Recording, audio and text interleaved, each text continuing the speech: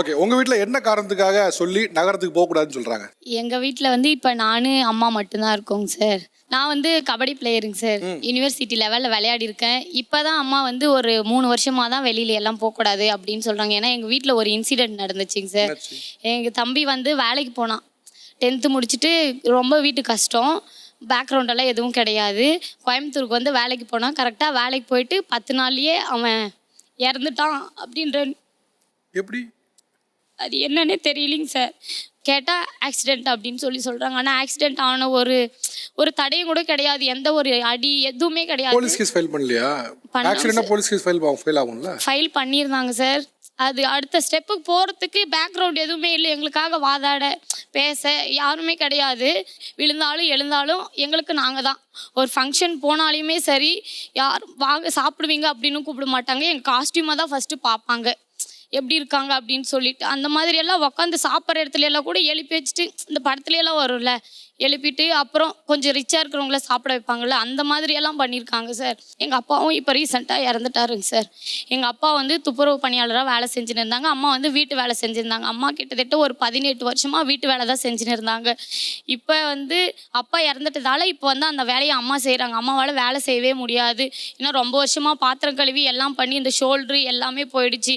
எங்கள் அம்மாவை நான் வந்து நல்லா பார்த்துக்கணும் அப்படின்னு சொல்லி நினைக்கிறேங்க சார். ஆக்சுவலாக வந்து நான் 2000லேருந்து வேலைக்கு போயிருக்கிறேன் சார், வீட்டு வேலைக்கு. பையனை பறி கொடுத்தாச்சு, வீட்டுக்காரன் இல்லை. எனக்கு இருக்கிறது அது பாப்பா மட்டும்தான். இதனால் இது வெளியூருக்கு போயிடுச்சுனாக்கா எனக்கும் ரொம்ப சந்தர்ப்ப சூழ்நிலையால் எனக்கும் உடம்பு முடியாமல் இருக்குது. இப்போ நானும் அனுப்பி விட்டுனானாக்கா திடீர்னு எங்கள் பாப்பாவுக்கு தகவல் சொல்கிற அந்த சூழ்நிலை எப்படி இருக்குமோ தெரியாது எனக்கு. ஆக்சுவலி நீங்கள் என்ன படிச்சிருக்கீங்கம்மா? நான் எம்ஏ முடிச்சிருக்கேங்க சார். எம்ஏ ஃபிசிக்கல் ஃபிட்னஸ் முடிச்சிருக்கேன், என்ஐஎஸ் முடிச்சிருக்கேன். இப்போ வந்து பிபிஎட் பண்ணிட்டு இருக்கேங்க சார். ஓ சூப்பர். உங்க ஆசை என்ன? ஆக்சுவலாக என்ன வாங்கணும்னு ஆசைப்படுறீங்க நீங்கள்? நான் என்ஐஎஸ் படிக்கணும்னு ஆசைங்க சார். என்ஐஎஸ்லேயே 1 இயர் கோர்ஸ் இருக்குங்க சார். அது முடிச்சோம்னா வந்து எஸ்டிஏடியில் அந்த மாதிரி வேலை கிடைக்குங்க சார். எஸ்டிஏடி சாய் அந்த மாதிரி. எஸ்டிஏடிக்கு வரணும்னு பார்க்குறீங்களா? ஆமாங்க ஓகே சார். Okay okay. அந்த மாதிரி வேலைக்கு போகணும்னு நினைக்கிறேங்க சார். அதே மாதிரி என்ஐஎஸ் படிக்கிறதுக்கு வந்து காசு கட்டணுங்க சார். அதுக்கு 1 lakh மேலே ஆகுங்க சார். அதனாலையும் அம்மா பயப்படுறாங்க. ஏன்னா அந்த ஃபீஸ் கட்டுறது எப்படி அப்படின்னு சொல்லிட்டும் பயப்படுறாங்க சார். இப்போ நீங்கள் சொல்லுங்களேன், இப்போ எஸ்டிஏடினா என்ன, அதில் போனால் என்ன சம்பளம் கிடைக்கும், உங்கள் லைஃப் எப்படி மாறும், நீங்கள் அம்மாவுக்கு சொல்லி புரிய வைங்களேன். எஸ்டிஏடினா என்ன தெரியுமாம்மா? இப்போ நம்ம நான் விளையாடுறேன்ல, மற்றவங்களுக்கு என்ன மாதிரி வாய்ப்பு கிடைக்காம எவ்வளோ பேர் இருப்பாங்க. அங்கே போனால் வந்து நான் சொல்லி கொடுப்பேன். இப்போ வந்து நம்ம ஊரில் யாராச்சும் கேட்டாங்கன்னா நீ சொல்லலாமா, இந்த மாதிரி என் பொண்ணு வந்து எஸ்டிஏடியில் கோச்சாக இருக்குது, இந்த மாதிரி வேலையில் இருக்குது அப்படின்னு சொல்லிட்டு அந்த இடத்துல ஒன்று என்ன பண்ணுவாங்க, யாரெல்லாம் ஒன்று வந்து சாப்பிட்ற இடத்துல கூட தூரம் போ, எந்திரிச்சு போ, உக்காராத அப்படின்னு யார் சொன்னாங்களோ, உன்னைய மேலேருந்து கீழே வெறி யார் பார்த்தாங்களோ அவங்க எல்லாருமே வந்து நீ வா, நீ இப்போ அந்த இடத்துக்கு போனாலே வா அப்படின்னு சொல்லி உன்னை முன்னாடி கூப்பிட்டு உட்கார வச்சு சாப்பிட வைப்பாங்க, எல்லாம் பண்ணுவாங்க. நம்மளை பார்த்து பேசாமல் போனவங்க எல்லாருமே வந்து பேசுவாங்க. யாரெல்லாம் நம்ம முன்னே வரக்கூடாதுன்னு நினச்சாங்களோ அவங்க முன்னாடி தாம்மா நம்ம வாழ்ந்து காட்டணும். ஆக்சுவலாக உங்கள் பொண்ணு வேலைக்கு போகிறதுங்கிறது வந்து சம்பளத்தை தாண்டி நீங்கள் இழந்த சுயமரியாதை உங்களுக்கு திரும்ப வாங்கி கொடுக்குறது தான் அவங்க சொல்கிறாங்க. உங்களை எங்கெல்லாம் அவமானப்படுத்தப்பட்டாங்களோ அந்த இடத்துலலாம் வந்து இன்னாருடைய அம்மா வந்திருக்காங்க உட்காருங்க அப்படின்னு சொல்லணும். அந்த அளவுக்கு நானும் படிக்கல, எங்கள் வீட்டுக்காரும் படிக்கலைங்க சார். இப்போ வரைக்கும் எங்களுக்கு அந்த வெளி உலகம் என்னன்றது எங்களுக்கு தெரியாது. இருந்தாலும் நம்ம தான் இப்படி இருந்தோம், நம்ம பசங்களாவது மொத்தத்தையும் தெரிஞ்சுக்கணும், நாடு நடப்பு என்னன்றதை அவங்க தெரிஞ்சுக்கணுன்றதுனால அவங்க ஆசையை தான் நாங்கள் நிறைவேற்றணுமாகாண்டி இப்படி தான் இருக்கணும்னு மட்டும்தான் இது பண்ணி கொடுத்தேன். ஆனால் சுதந்திரமாக தான் விட்டுருக்கேன். அவன் போகலாமா, வேலைக்கு போகலாமா? அது விருப்பத்துக்கே இவ்வளோ வருஷமாக விட்டுட்டேன். மேட்ச் விளையாடுறதுக்கு எங்கேனாலையும் அனுப்பி விட்டேன். இப்போத்துக்கும் அதுக்கு விருப்பம் இல்லாத தடை இல்லாமல் நான் இது பண்ண மாட்டேன் சார். அவ்வளோதான், அவங்க அம்மா சம்மதிச்சிட்டாங்க. அது சந்தோஷம் தான் சார், என் சந்தோஷம். அவ்வளோதான். ஆக்சுவலாக சொல்ல போனால் அவங்க வந்து அவங்க சந்தோஷத்துக்கு ஏன்னா கொஞ்ச நாளைக்கு நான் இருப்பேன். நீ இருங்க. நானும் இல்லைன்னா சப்போஸ் நானும் இல்லைனாக்கா என் பிள்ளைங்க அவங்க வாழ்க்கையை அவங்க பார்த்துக்கணும். அடுத்தவங்க கிட்ட போய் நிற்கக்கூடாது. நாங்கள் போயிட்டு அடுத்தவங்க வீட்டில் பாத்திரம் கழுவி நான் என் பசங்களாம் வளர்த்த மாதிரி என் பிள்ளைங்க போய் அடுத்தவங்க கிட்ட எந்த வேலையும் செய்யக்கூடாது. அவங்க செய்ய மாட்டாங்க. நீங்கள் அவங்க வேலைக்கு போயிருந்தாலும் அரசாங்கம் நல்லா இருப்பாங்க, செய்ய மாட்டாங்க. அவங்க விருப்பம் தான் சார், என் விருப்பம். நீ வேலைக்கு போகலான்ட்டாங்க, வேலைக்கு போகலாம், சென்னைக்கு போய் இருக்கலாங்க. வேலைக்கு போகிறோமா? கண்டிப்பாக. உங்கள் வீட்டில் என்ன காரணம் சொல்லி நகரத்துக்கு போகிறத நோ சொல்கிறாங்க? ஃபஸ்ட்டு உள்ளூருக்குள்ளே போகிறதுக்கே, அதாவது எங்கள் டிஸ்ட்ரிக்ட்குள்ளே வேலைக்கு போகிறதுக்கே என்னை விட என்ன மாட்டாங்க. படிச்சிருக்கீங்க நீங்கள்? நான் பிஏ முடிச்சுட்டு இப்போ எம்பிஏ படிச்சுட்டு இருக்கேன் சார். எம்பிஏ. ஓகே. வேலைக்கு போகணுன்றதுக்காண்டி தான் எம்பிஏவே நான் கரஸில் போட்டு நான் படிச்சுட்டு இருக்கேன் சார். வேலைக்கு போகக்கூடாதுங்களா?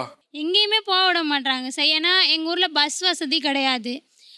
பஸ் விட்டு இறங்கி வரணும்னா அடுத்த ஊரில் இருந்து தான் நான் இறங்கி வரணும். உள்ளே வர்றதுக்கே 2 கிலோமீட்டர் வரும் சார். இப்போ ரீசெண்டாக ஒரு 3 மாதத்துக்கு முன்னாடி நான் இறங்கி வர்ற ஸ்டாப்பில் அன்னைக்கு காலையில் எனக்கு லீவு, நான் பேங்க்குக்காக போய்கிட்டு இருந்தேன். அந்த பொண்ணை நான் ஒரு 1/2 மணி நேரம் முன்னாடி தான் சார் பார்த்தேன். திரும்ப வர்ற வழியில் ஒரு வீட்டுக்கு வந்து ஒரு 1/2 மணி நேரத்தில் அந்த பொண்ணு இறந்து போச்சுன்னு சொல்கிறாங்க சார். பசங்க மாதிரி பண்ணி தான் சார். நான் அதுவும் பட்ட பகலில் ரேப் பண்ணிட்டாங்களா? ஆமாம் சார். அந்த பயத்தினால தான் சார் பிள்ளைங்களை வெளியில் விடவே வீட்டுக்காரும் கொஞ்சம் ஊனமுட்டுறவங்க, பிள்ளைங்களை போய் அழைச்சிட்டு வர முடியாது. நான் சித்தாள் வேலைக்கு போகிறேன், பிள்ளைங்கள வச்சு பார்த்துட்டு இருக்கேன். அதனாலயே பிள்ளைங்கள அனுப்ப முடியாமல் 2 கிலோமீட்டர் ஒத்தடி பாதையிலேயே வரணும், 4 பக்கமும் செடி. இந்த சம்பவம் நடந்து எவ்வளவு நாள் இருக்கும்? 3 மாசம் மாதம் இருக்கு இருக்கும் மாசம். சார். அப்போதான் கண்ணு முன்னாடி நான் அந்த பொண்ணை பார்த்துட்டு போகிறேன். திரும்பி வந்து ஒரு 1 மணி நேரத்துக்குள்ளே அந்த மாதிரி ஆகுதுன்னா அப்புறம் அதனால தான் சார் பயந்துக்கிட்டு விட மாட்றாங்க. உள்ளூருக்குள்ளே போக விடல. சரி நான் வெளியில் போய் தங்கி இருந்தாச்சும் நான் பார்க்குறேன்னு சொல்கிறேன், அதுக்கும் போக விட மாட்றாங்க சார். ஓகேம்மா, உங்க ஊரை சுத ஒரு சூழல் இருக்கு. ஓகே, வெளியில போய் அந்த பிள்ளை படிக்கட்டும், வேலைக்கு போட்டுமே. வெளியில் போயிட்டு நான் சித்தாள் வேலைக்கு போயிட்டு நைட்டு 9 மணி ஆயிடுது சார் வீடு வர. இன்னொரு பையன் ஒரு பொண்ணு இருக்குது, வீட்டில் பார்க்க யாரும் இல்லை.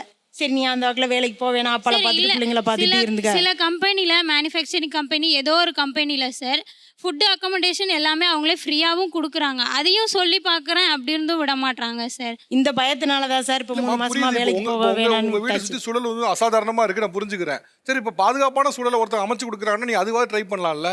வாரம் வாரம் கரசுக்கு புதுக்கோட்டைக்கு படிக்கிறதுக்கு போகணுங்குது சார். எப்படி சார் நான் அனுப்பிட்டு பிள்ளை என்ன பண்ணுது ஏது? காலேஜ் போகணும் சார். அது வந்து எப்பயும் போகணும்னு அவசியம் இல்லை சார். எக்ஸாமுக்கு இல்லை அசைன்மெண்ட் ப்ராஜெக்ட்ஸ் பண்ண வர சொல்லுவாங்க சார். அப்போ மட்டும் வந்தால் போதும். நான் அதையும் சொல்லி பார்த்துட்டேன், அப்படின்னு கேட்க மாட்றாங்க. நான் மற்ற பேரண்ட்ஸ் எல்லாட்டா என் பிள்ளைங்க அப்படி இப்படின்னு எல்லாம் நான் சொல்லலை சார். என் பிள்ளைகளாட்டா ரெண்டுமே எங்கள் ஊருக்குள்ளே என் பிள்ளைங்களாட்ட யாருமே இருக்க மாட்டாங்க சார். விவசாயத்துல இருந்து எல்லாமே நான் கற்றுக் கொடுத்துட்டேன். இப்போ ரைட்டு, இப்போ நீங்க உங்க ஃபேமிலி ஒரு இடத்துல முன்னேறி வரணும்னாலோ இல்லை உங்க பொண்ணு அடுத்து முன்னேறி வரணும்னாலுமே கூட அடுத்து அதுக்கு உங்களுக்கு படிப்பு தானே தேவை. எப்படி அதை நீங்க நிறுத்தி வச்சிட்டீங்கன்னா படிப்பு தேவை சார், படிக்க வச்சுட்டு இருக்கேன். எவ்வளோ கஷ்டப்பட்டாலும் படிக்கட்டும்னு சொல்லி சொன்னாங்க சார். இல்லை போதும், இதோட போதும், வேணாம் அப்படின்னு சொன்னாங்க. எனக்கு ஆனால் படிக்கணும்னு ஆசையாக இருந்துச்சு. அப்பாட்ட சொன்னேன். அப்போ தான் அறுத்துட்டு அந்த நெல் 10,000 வச்சுருந்தாங்க. அப்பா இது மாதிரி இப்போ ஓப்பனிங் போயிட்டுருக்குப்பா, எனக்கு வந்து சேர்த்து விடுங்கப்பா அப்படின்னேன். வாயா போவோன்னு ஒரு செகண்ட் கூட யோசிக்கல. அப்படியே வந்தாங்க, அந்த 10,000 கொண்டு வந்தாங்க. அந்த 10,000த்துமே ஃபீஸ் கட்டி என்னை வந்து சேர்த்து விட்டு வந்தாங்க சார். இப்போயுமே அம்மா ஆனால் வேலைக்கு போகிறாங்க தான், அம்மா செலவில் தான் வீடு ஓடிட்டுருக்கு. அப்பா தோட்டத்தை மட்டும் பார்த்துக்கிட்டு இருக்காங்க சார். எங்கள் அம்மா தான் ஆனால் ஓடி வந்து தான் கல்யாணம் பண்ணிக்கிட்டாங்க. இத்தனைக்கும் சொந்த அத்தை பையனை கல்யாணம் பண்ணிக்கிட்டாங்க சார். வரும்போது ஒரு பிட்டு நகை கூட கொண்டுட்டு வரல எங்கள் அம்மா. இப்போ எங்களுக்காக 30 பவுன் நகை சேர்த்து வச்சுருக்காங்க.